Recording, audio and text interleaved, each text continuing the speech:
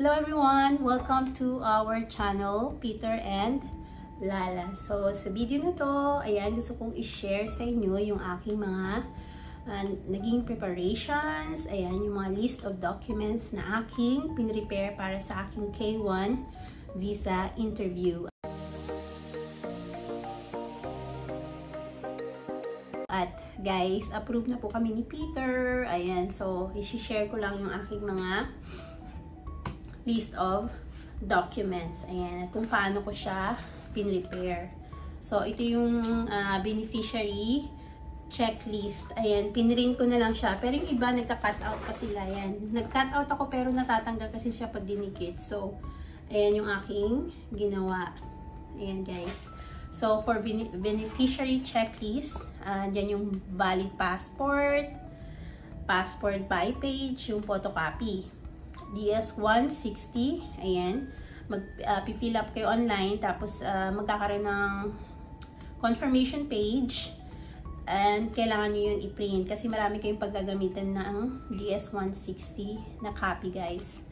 And yung aking interview appointment, sa amin yung interview namin is December 24, pero dahil close pala yung embassy ng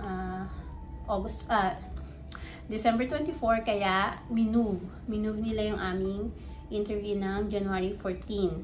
So, yan guys. At kailangan nyo rin ng MRV receipt slip. Kailangan nila yung inyong original copy. Tapos, yung SLEC medical exam, yung nasa brown envelope na hindi nyo pwedeng buksan. Yan, kukunin nila yan guys. Sila ang magbubukas. Tapos, new letter of intent to Mary, yun, sa pangalan ko yun, guys. Tapos naka-address sa US Embassy dito sa Manila. At 2 pieces ng 2x2. Ayan, kukunin din nila yung 2x2 picture nyo. Kailangan yung approve nila na yung sa standard nila na white background at saka ayan, makikita nyo naman online kung ano yung standard nila, yung approve sa kanila na 2x2 picture. PSA birth certificate, ayan, kukunin din nila yung original. Pagkatapos yung PSA Senomar, ayan, kukunin din nila yung original. At saka yung inyong NBI, ayan, NBI clearance, kinuha din nila yung original niyan. Pagkatapos yung inyong, halimbawa tumira kayo sa ibang bansa or nagtrabaho kayo sa ibang bansa ng more than 6 months, kailangan nyo rin kumuha ng police clearance galing sa mga bansang yun. So, sa case ko, nag-work ako sa Hong Kong ng 3 years, tapos almost 9 years sa Russia. So, both Hong Kong and Russia, meron akong police clearance na pinrovide. So, ayan guys, yung sa part ng beneficiary. At sa part naman ng inyong petitioner, ito yung list of requirements. Yung passport bio page, yung birth certificate, new letter of intent to marry, tapos naka-address din sa US Embassy, tapos may sign nila and date. NOAA 1, yan yung Notice of Action 1, Notice of Action 2, yan yung approval, yung Notice of Action 2. Case ready, ayan, makikita nyo yan online at pwede nyo i-print. NVC letter, yan yung K1 FTP, marireceive sa email ng inyong mga fiancé. Ipiprint nyo rin yan, damihan nyo na yung copy, mga 5 or 6. Ayan, kasi marami din kayong paggagamitan yan guys. Yung form I-134, so ayan guys, yung ano yan, yung affidavit of support, IRS ni fiancé nyo, yan, proof na nagbabayad siya ng taxes. Ayan, form 1040, form W2, 3 latest pay stubs, divorce decree, tapos certificate of employment. Pero yung bank statement, parang ano na lang siya, backup na lang siya na documents. Ayan guys, sa part ng inyong petitioner, yan yung kanilang checklist. At ito nga pala itsura ng kay fiancé ko. Yan. At sa ano naman, proof of genuine relationship. Ayan guys, ito rin yung aking, ayan, pare-parehong white folders yung aking pinaglagyan. Tapos transparent siya para pagka-print ko nung checklist, ayan, makikita nyo na yung yung pinrint na checklist. Pag, ayan, diba? Transparent. Ito naman yung proof of genuine relationship. Yung pictures together. Ayan, kung pumunta na siya dito sa Pilipinas.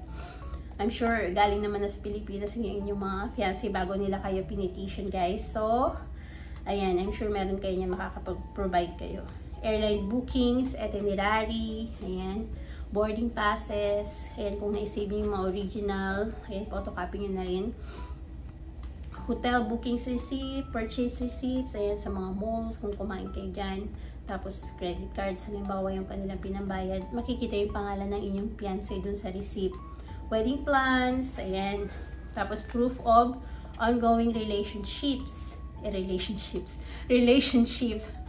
Proof of ongoing relationship. Chat logs, ayan.